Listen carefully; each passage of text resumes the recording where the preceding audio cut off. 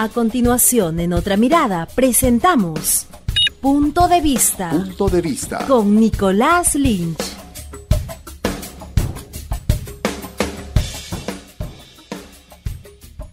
Bueno, seguimos con el programa de Otra Mirada Radio.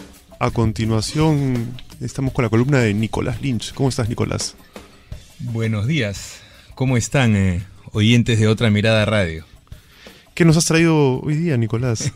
Bueno, el editorial que publicamos en Otra Mirada el viernes, el día de ayer, trata sobre los dos escenarios que hemos vivido en los últimos días, en los últimos 10 días, diría yo, semana y media en la política peruana. Dos escenarios que configuran, por un lado, a múltiples candidatos de derecha neoliberal, o mejor dicho, potenciales candidatos más Palacio de Gobierno o la Presidencia de la República, disputándose lo que llamamos el juego de las sillas en el editorial. O sea, ¿quién queda de cara al 2016? ¿No?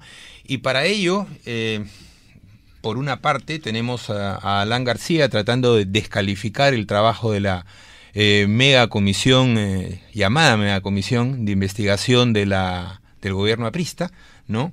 En lugar, García, de explicarle al país con sus razones los resultados que van poco a poco saliendo de este trabajo de investigación, lo que ha hecho es decir que ya hay un dictamen adelantado, en fin, buscando descalificarle de diferentes maneras, ¿no?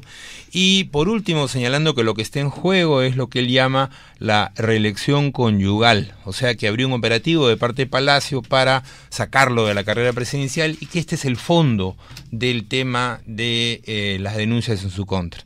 Ese es un elemento. El otro es el reclamo de los fujimoristas de que se adelante la decisión del presidente de la República sobre el indulto a Fujimori. Y aquí lo que señalamos es que hay el juego del indulto político, o sea que se podría en potencial, porque no hay una evidencia concreta, pero sí muchas suposiciones, se podría estar negociando un intercambio de favores entre Palacio de Gobierno y el fujimorismo para intercambiar indulto al exdictador por los votos del fujimorismo en el Congreso para una reforma legal o constitucional que permita la candidatura de Nadine Heredia. O sea, si sumamos cínicamente votos de humalismo y fujimorismo, tendríamos a Fujimori en la calle y a Nadine Heredia de candidata, ¿no? Frente a estos escenarios, que incluso tenemos el encuentro, dicen, entre Toledo y García, donde no está claro tampoco qué cosa han estado negociando. La revista Caretas hablaba, por ejemplo, en su última edición, que sería el tema de las casas que ambos habrían comprado en los últimos meses por encima de sus posibilidades, ¿no? Y que estarían negociando una mutua protección al respecto. En fin, son las suposiciones periodísticas. El caso es que estos múltiples actores, García, Toledo, Fujimori, la pareja presidencial, etcétera, estarían buscando de ver mecanismos para cómo se eliminan mutuamente antes de las elecciones del 2016. No ha habido un desmentido de ninguno de ellos. Eso sería lo sano para la democracia, ¿no? Que dieran un paso adelante y se pronunciaran sobre este tema. O sea, ¿por qué adelantar tanto el escenario electoral? ¿Por qué este escenario preelectoral tan copioso? Y en contraposición a esto vemos a una izquierda que ha recibido buenas noticias en los últimos días, ¿no? Por un lado, el acuerdo de gobernabilidad de Lima, del cual nos ha hablado el hasta ahora teniente alcalde Eduardo Segarra, ¿no? Yo creo que esto es una muestra de liderazgo democrático de parte de la Confluencia por Lima, que son los partidos de izquierda que gobiernan la ciudad, ¿no? Con un conjunto de partidos democráticos para darle estabilidad a la gestión en los próximos 2 años. Y por otro, la sentencia del juez en lo constitucional a favor de Javier Díaz-Canseco, señalando que Díaz-Canseco fue sancionado equivocadamente, incorrectamente, ¿no? Y que por lo tanto señala que se debe volver a tratar el tema por parte de la comisión respectiva. Yo creo que esto reivindica a Díaz-Canseco en un momento difícil de su vida, como sabemos, está gravemente enfermo, y lo señala como lo que siempre fue, el gran luchador anticorrupción de la izquierda peruana, ¿no?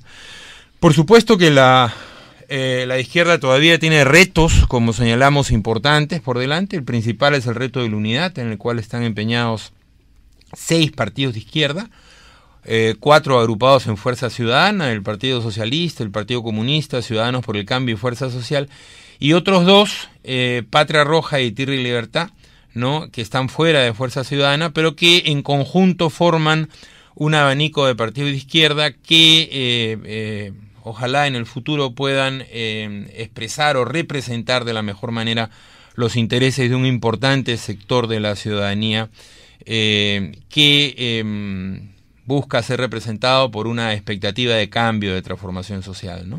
Entonces, tenemos escenarios en contraste, ¿no? Tenemos escenarios en contraste y con intereses distintos. ¿Dónde están los proyectos para el bienestar de los peruanos, para la transformación del país en estos políticos de derecha? No los vemos. ¿Dónde están los afanes de salud democrática en ellos?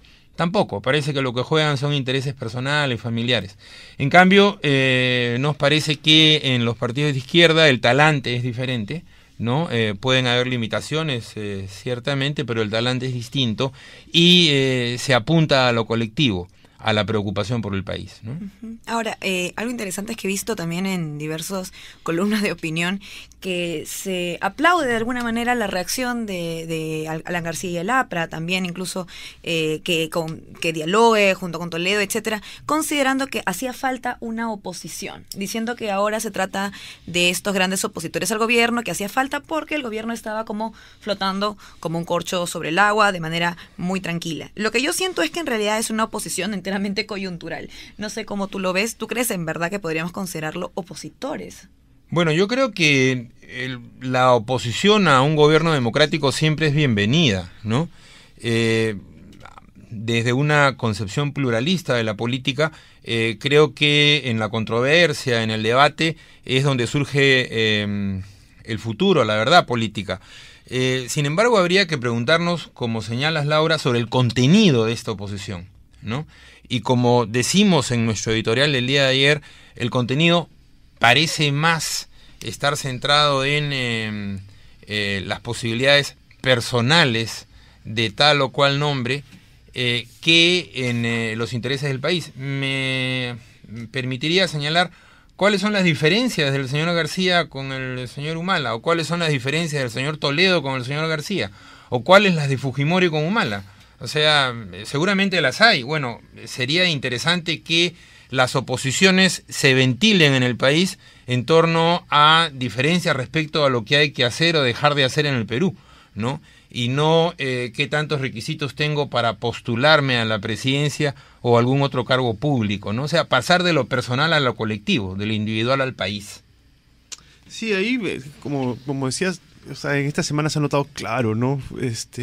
Cómo en realidad las agendas de los partidos políticos más importantes de la oposición pasan por temas personales, ¿no?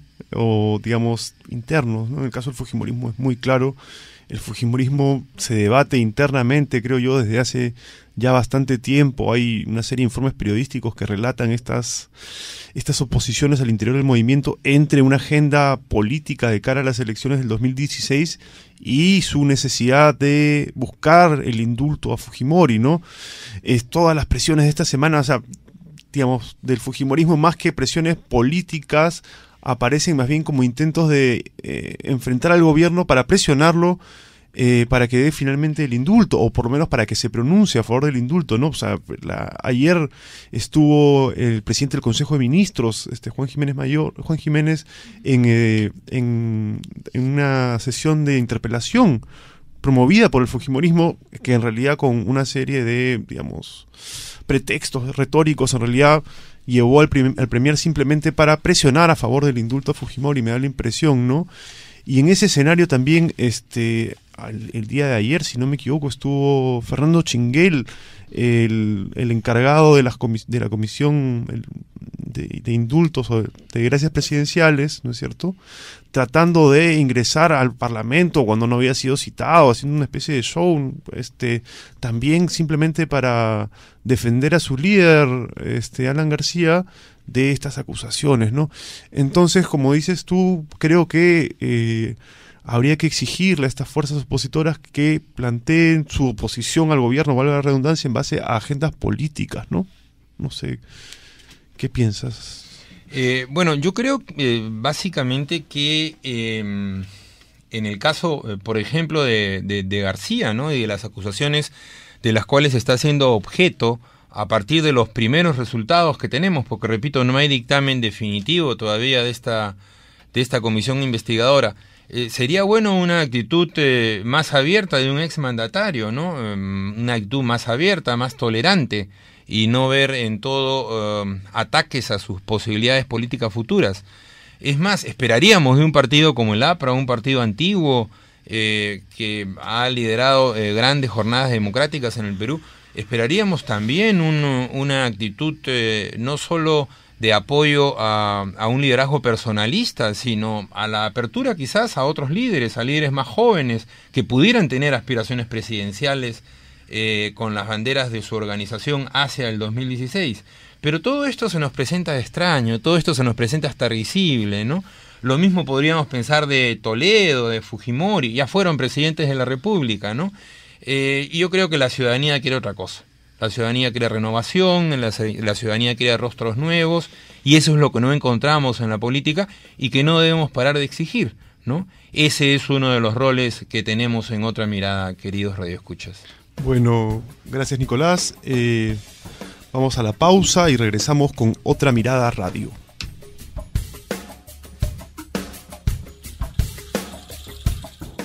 Otra mirada. Otra mirada en San Borja 91.1 FM. Estamos en radio y también en web www.otramirada.pe. Entrevistas, análisis y más. Otra mirada.pe.